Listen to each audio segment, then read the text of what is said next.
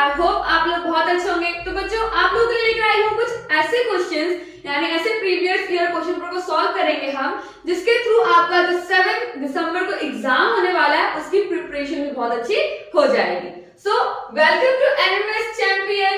इसके थ्रू आपको math, science, SST and reasoning जितने भी क्वेश्चंस आपसे पूछे जाते हैं एग्जाम में, सबकी तैयारी, आपकी प्रिपरेशन जो है इसी चैनल के माध्यम से करवाई जाती है। तो चलो स्टार्ट करते हैं वीडियो को, लेक्चर को, देखते हैं कि कौन कौन से क्वेश्चन जो है आपसे पूछे जाएंगे 7 दिसंबर को। ओके बच्चों, तो चलो देखो फर्स्ट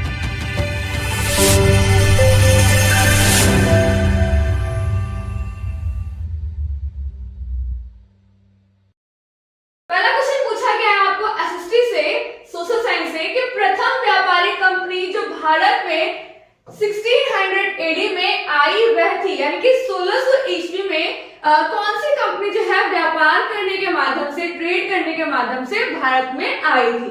तो फ्रांसीसी थे, अंग्रेज थे, पुर्तगाली थे या डच थे। तो बच्चों 1600 ईस्वी में आपने पढ़ा होगा 1600 शताब्दी में कि हमारे से यानी कि भारत से ट्रेड के माध्यम से कौन व्यक्ति लोग आए थे, तो वो लोग अंग्रेज थे, यानी ईस्ट इंडिया कंपनी जो है आई थी। तो आपका सही आंसर हो जाएगा ऑप्शन 2। तो आप क्या करोगे, ऑप्शन टिक को टिक लगा लोगे।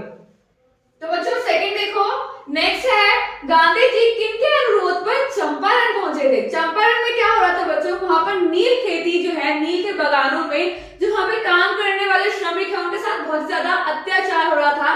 तो उनकी दशा देखने के लिए उनको आमंत्रित किया गया था, बुलाया गया था ताकि उनका सोल्यूशन निकाला जाए। तो किनके आमंत्रण पे वो गए थे, तो बताना है अनुग्रह नारायण सिंह, जयप्रकाश नारायण, राजकुमार शुक्ल या फिर राजेंद्र प्रसाद। तो बच्चों गांधी जी के जो अनुरोध किया गया था गांधी जी के लिए आने के लिए, तो वो क्या था बच्चों, किनके द्वारा किया गया था, तो आपका सही आंसर हो जाएगा राजकुमार शुक्ल, यानी ऑप्शन नंबर 3 करेक्ट हो जाएगा आपका। तो आप इसमें क्या लिखेंगे, राजकुमार शुक्ल के द्वारा जो है अनुरोध किया गया था गांधी जी को चंपारण आने का। चलो नेक्स्ट देखो, नेक्स्ट है निम्नलिखित में से किसको भगवान कहा जाता है। इनमें से कौन से ऐसे सोशल रिफॉर्मर है जिनको भगवान का दर्जा दिया गया, सिद्धू, कानू, बिरसा मुंडा या फिर इनमें से कोई नहीं। तो बच्चों आपके जो बिरसा मुंडा थे, जो कि आपके आदिवासी थे, आदिवासी बिरसा मुंडा, उनको भारत बाबा के नाम से भी जाना गया और उनको भगवान के रूप में कहा गया, क्योंकि इनकी तरह क्या है, बहुत सारे सोशल रिफॉर्मर्स किए गए, बहुत सारे समाज में सुधार लाए गए। ठीक है, तो ये जो दर्जा है किसको दिया गया, बिरसा मुंडा को दिया गया। तो आपका ऑप्शन हो जाएगा ऑप्शन नंबर 3। इनका जन्म कहाँ हुआ, कब हुआ, ये मुझे आप लोग कमेंट करेंगे। ठीक है, चलो नेक्स्ट क्वेश्चन देखो, मंगल पांडे महान भारतीय सैनिक का दिवंगत हुए, यानी कि कब इनकी डेथ हुई, बच्चों मतलब कब जो है डाई हुए, तो उनको फांसी की सजा कब दी गई, तो 8 मार्च 1857 यानी 8 अप्रैल 1857 या 8 मई 1857 या 8 जून 1857। तो बच्चों जो इनकी मृत्यु है मंगल पांडे की, तो इनकी मृत्यु है वो कब हुई थी बच्चों, इनकी मृत्यु हुई थी आपकी 8 अप्रैल 1857 यानी 8 अप्रैल 1857 में इनकी डेथ हो गई थी। यानी आपका ऑप्शन नंबर 2 जो है वो करेक्ट हो जाएगा।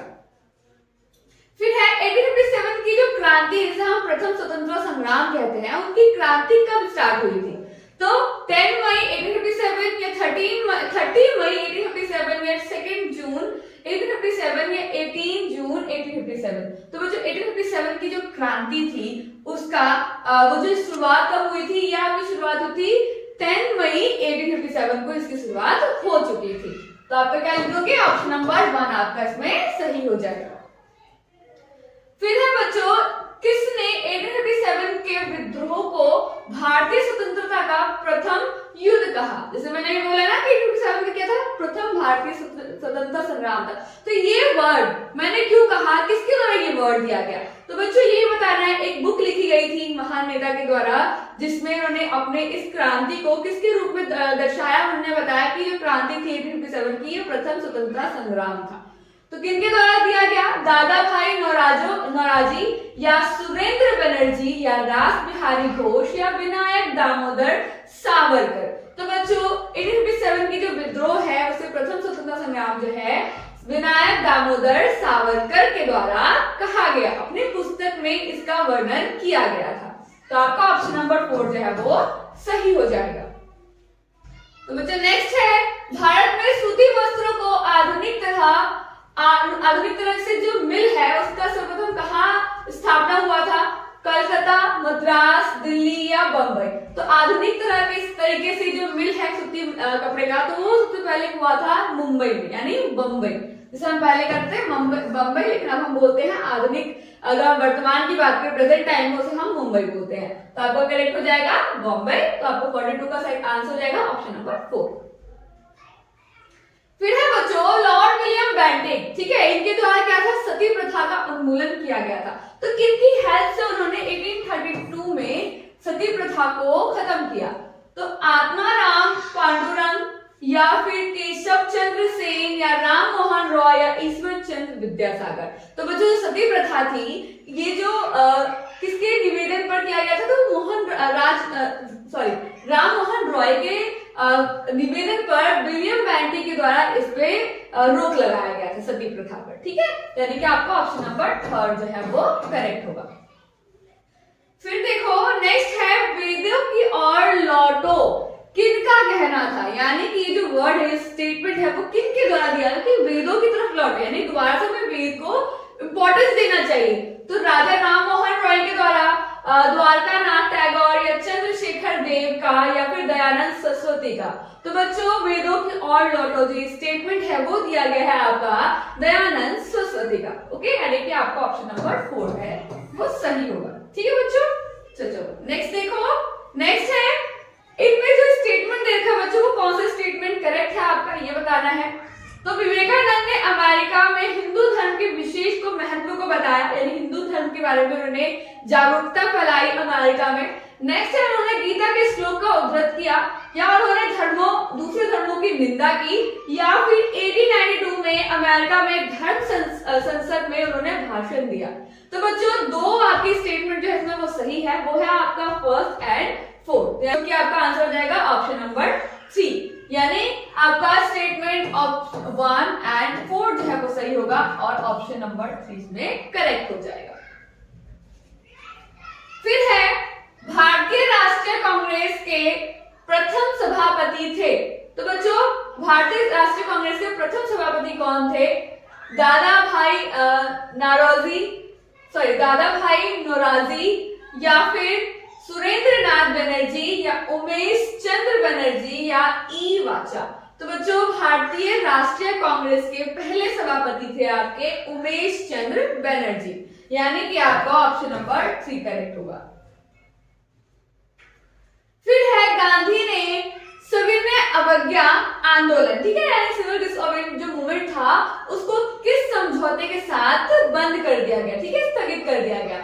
Lord Canning, Lord Irwin, Lord Linlithgow या फिर लॉर्ड लिटन। तो बच्चों जो गांधी जी था इन्होंने अपने जो समझौते में, इस समझौता जो है हमने किसके साथ किया था? ये समझौता किया था लॉर्ड इरविन के द्वारा, इसके साथ। ये जो समझौता है वो आपका गांधी जी और इरविन पैक्ट के नाम से भी जाना जाता है। आई होप आप लोगों ने पढ़ा होगा इनके पैक्ट के बारे में। ऑप्शन नंबर 2 आपका करेक्ट होगा।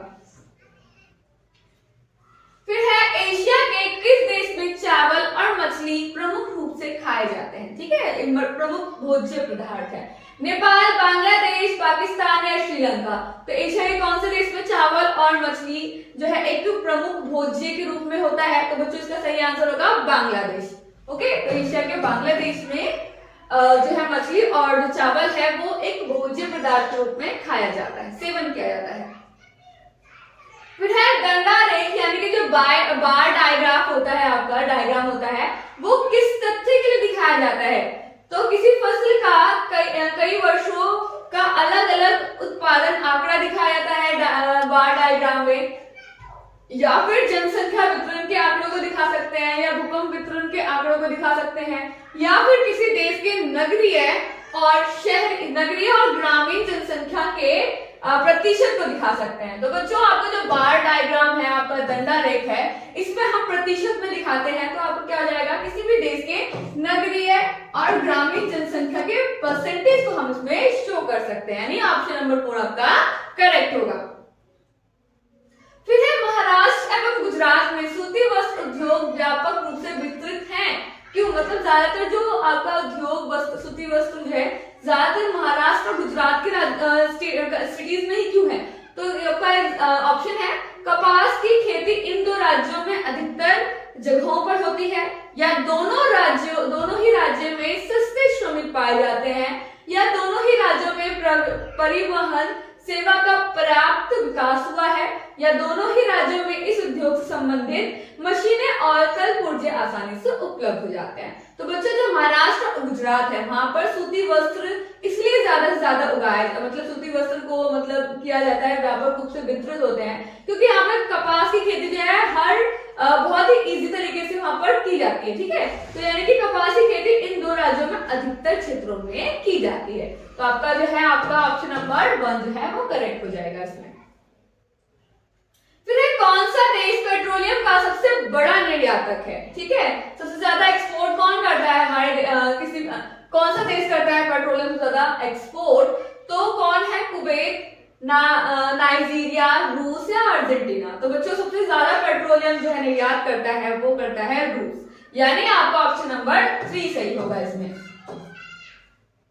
तो नेक्स्ट है भारत में जूट वस्त्र उद्योग का विकास मुख्यतः पश्चिम बंगाल राज्य में हुआ है, क्योंकि वो जो जूट वस्त्र उद्योग है बच्चों सबसे ज्यादा बंगाल राज्य की साइड क्यों हुआ है?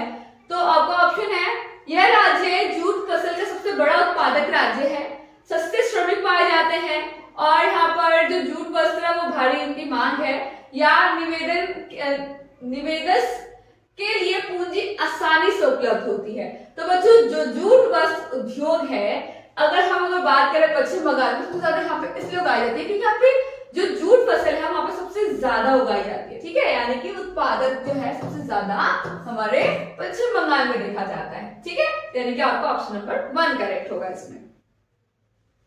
फिर है नगरों का कौन सा समूह रेशमी वस्त्र उद्योग के लिए प्रसिद्ध है? कौन सा जगह जो है सबसे ज्यादा रेशमी वस्त्र उद्योग होते हैं?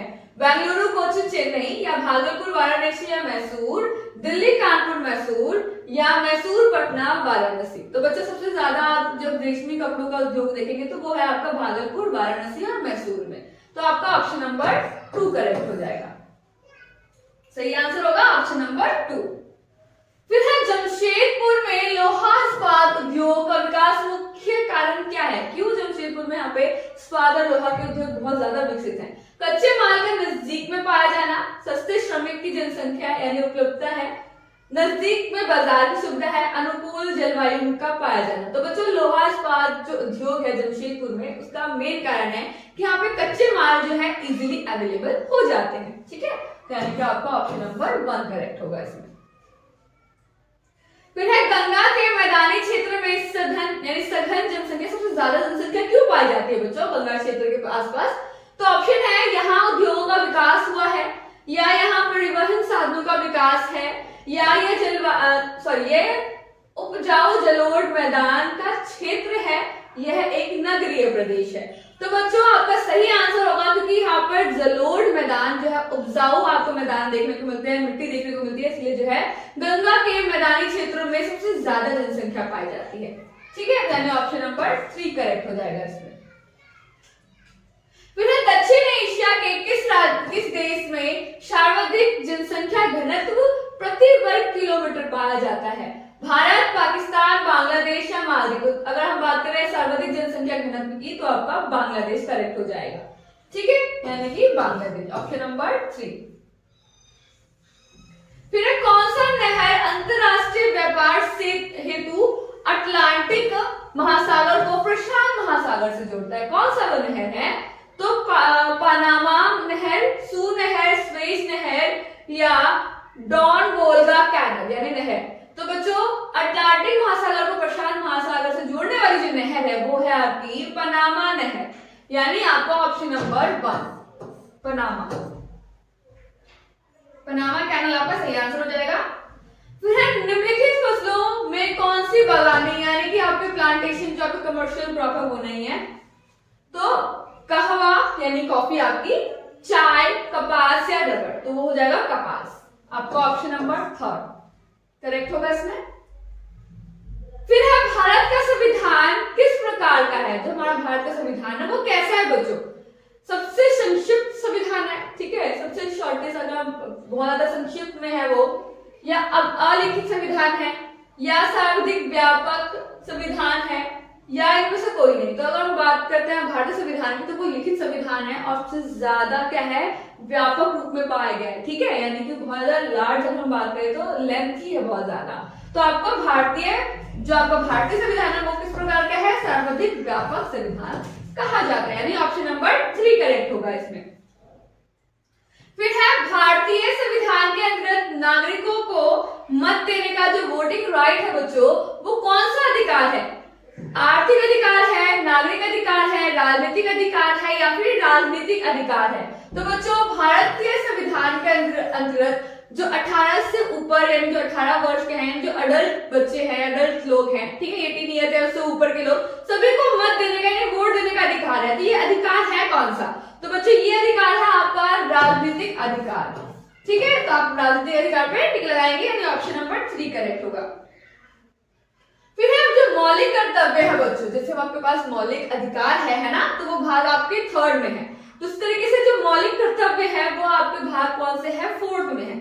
तो बताना है कौन से अनुच्छेद से हमारी संस्कृति कर्तव्य में संस्कृति संप्रदाय के संपन्न विरासत के संरक्षण और सम्मान करने की से संबंधित है, कौन सा अनुच्छेद, अनुच्छेद 65, अनुच्छेद 32, अनुच्छेद 51A या अनुच्छेद 329A।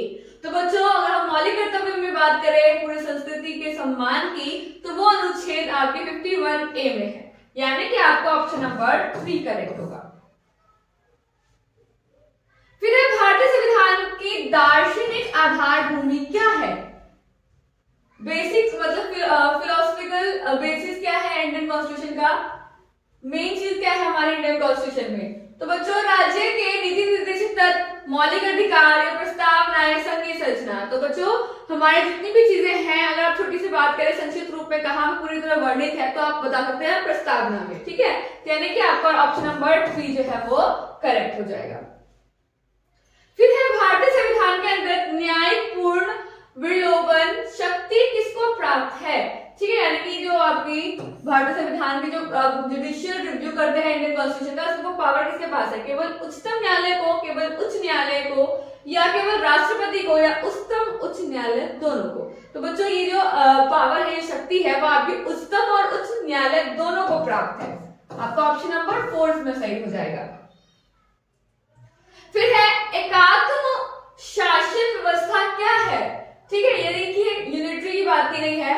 तो ये व्यवस्था क्या होती है बच्चों, जहां पर सारी जो पावर है बच्चों वो किसके पास होती है, यूनियन के पास होती है, ठीक है। तो ये कैसी है, एकल नागरिकता, दोहरी नागरिकता, स्वतंत्र न्यायपालिका, शक्ति का विभाजन। तो बच्चों एकात्म तो है, तो यानी शक्ति का विभाजन तो नहीं होगा, क्योंकि सारी पावर किसके पास है, यूनियन के पास है। उसके अंडर जो शासन स्थान में अगर बात करें स्थानीय शासन की, तो उसके पास बहुत ही कम पावर दी जाती है। तो यानी कि आप क्या बोल सकते हैं, एकल नागरिकता जो है आपकी वो होती है। ऑप्शन नंबर 1 आपका करेक्ट होगा इसमें। फिर है संसदीय शासन व्यवस्था में कार्यपालिका का संविधानक एवं नाम मात्र का प्रधान कौन है, राष्ट्रपति, प्रधानमंत्री, मंत्रिपरिषद, या फिर इनमें से कोई नहीं। तो बच्चों वो होंगे आपके राष्ट्रपति। ये क्या है, एक नाम मात्र के प्रधान होते हैं, ठीक है, कार्यपालिका में राष्ट्रपति आपका, यानी ऑप्शन नंबर 1 करेक्ट होगा। फिर इनमें से सरकार का कौन सा अंग भारतीय संविधान का संरक्षण है, संरक्षण कौन करता है, कार्यपालिका, व्यवस्थापिका, न्यायपालिका या राष्ट्रपति। तो भारतीय संविधान का जो रक्षक हम बोल सकते हैं, संरक्षक, वो होते हैं न्यायपालिका। ऑप्शन नंबर 3 आपका जो है वो करेक्ट होगा। फिर पंचायती राज व्यवस्था को किस संवैधानिक संशोधन प्रवर्तित किया गया, तो कौन से संशोधन के द्वारा इसमें हमारे संविधान में ऐड ऑन किया गया पंचायती राज व्यवस्था को, 71, 70, 72 या 73। तो बच्चों आपके 73rd जो आपका अमेंडमेंट है, आपका संवैधानिक संशोधन है, उसके द्वारा जो संविधान में पंचायती राज व्यवस्था को ऐड ऑन किया गया, ठीक है। सबसे पहले जो आप अगर देखेंगे पंचायती राज व्यवस्था सबसे पहले लागू हुई थी राजस्थान में, ठीक है, तो आपका ऑप्शन नंबर 4 आपका करेक्ट होगा। नेक्स्ट बच्चों, राज्य की कार्यपालिका का वैधानिकता प्रधान कौन होता है, राज्यपाल के, सॉरी इसका आंसर हो जाएगा राज्यपाल, यानी कि राज्य के कार्यपालिका जो प्रधान होता है वो होता है राज्यपाल, ठीक है, यानी कि आपका ऑप्शन नंबर 1 गवर्नर। फिर है भारतीय संविधान में नागरिकों के नागरिक के मौलिक कर्तव्य। अभी मैंने बताया था मौलिक कर्तव्य, जिस स्लाइड में आया था कि मौलिक कर्तव्य कौन से पार्ट में है। तो बच्चों आई होप आप लोगों को पता होगा, आपने सुना होगा, तो जल्दी से मुझे कमेंट करिए कि हाँ मैम इसमें है। तो चलो इसका आंसर मैं बता देती हूँ साथ के साथ। संविधान के भाग 1 में, संविधान के भाग 2 में, संविधान के भाग 4 ए में, ठीक है, या इनमें से कोई नहीं। तो बच्चों आपके जो मौलिक कर्तव्य है वो आपके पार्ट 4 ए में है, लिखा गया है, पूरे मौलिक कर्तव्य के बारे में बताया गया है। तो ऑप्शन नंबर 3 आपका जो है वो करेक्ट हो जाएगा। फिर लास्ट क्वेश्चन है बच्चों, भारत में प्रजातंत्र की सफलता की आवश्यक कारक कौन से है? मतलब किस तरीके से हम भारत में अपने प्रजातंत्र को सफल बना सकते हैं? शिक्षा का प्रसार, यानी कि सबको शिक्षा प्रोवाइड होना चाहिए, सामाजिक न्याय होना चाहिए, सोशल जस्टिस हम बोल सकते हैं, राजनीतिक चेतना होना चाहिए, सभी को जो है अपने पॉलिटिकल राइट्स के बारे में पता होना चाहिए, या उपरोक्त सभी। तो बच्चों ये सारे जो पॉइंट्स हैं, ये सारे कारक जो है इंपॉर्टेंट है आपके किसी भी प्रजातंत्र को बेहतर बनाने के लिए, ठीक है। तो हमारे इंडिया की बात हो रही है तो प्रजातंत्र को हम कैसे सफल बना सकते हैं? जब ये सारे कारक अवेलेबल होंगे, यानी उपरोक्त सभी, ठीक है, ऑल ऑफ दीज हो जाएगा। तो बच्चों इसी के साथ जो है आपके इंपॉर्टेंट क्वेश्चन आंसर कंप्लीट होते हैं। आई होप आप लोगों को समझ में आएगा, कुछ कॉन्सेप्ट भी आपके क्लियर होंगे। तो बच्चों अपने फ्रेंड्स के साथ भी इस वीडियो को शेयर करो, ताकि जो 7 दिसंबर का आपका एग्जाम होने वाला है उसकी प्रिपरेशन जो है वो अच्छे तरीके से हो सके। So thank you for watching, bye bye.